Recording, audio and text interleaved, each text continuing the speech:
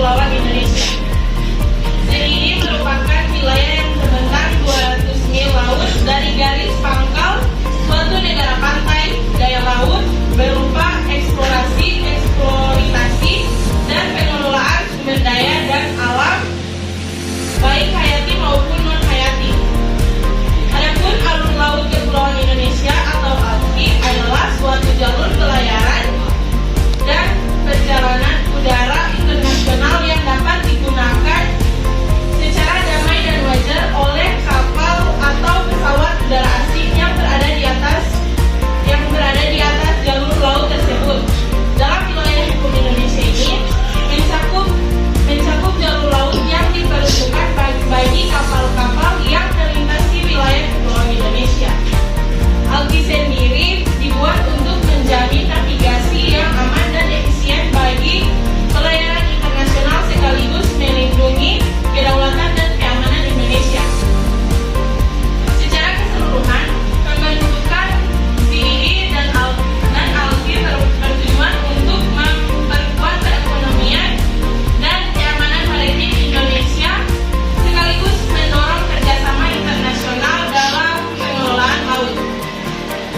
Di lain pihak, memahami ZII dan ASL Indonesia sangatlah penting karena berbagai alasan.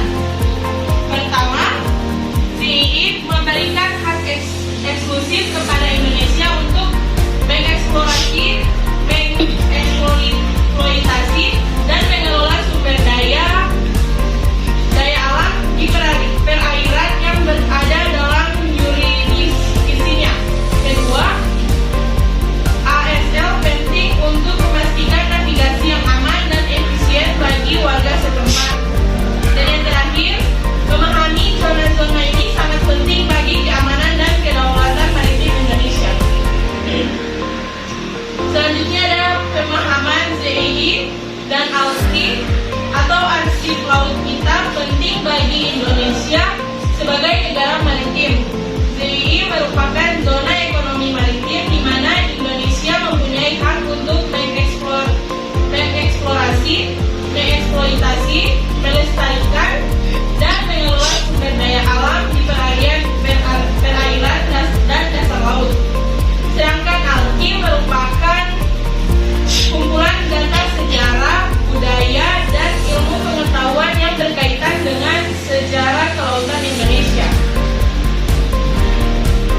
Zona ekonomi eksklusif di mana negara-negara pantai mempunyai yurisdiksi atas sumber daya alam dan kegiatan ekonomi hingga 200 mil laut dari garis pangkalnya.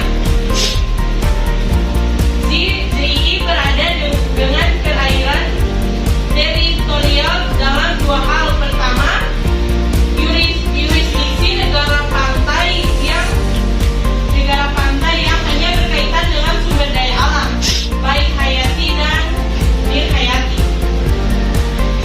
Garis pangkal adalah garis yang ditarik dari tanjung ke tanjung pada daratan utama maupun pulau yang dimiliki oleh negara pantai, yang meliputi fiord dan teluk dengan panjang maksimum garis pangkal lurus adalah 24 mil laut.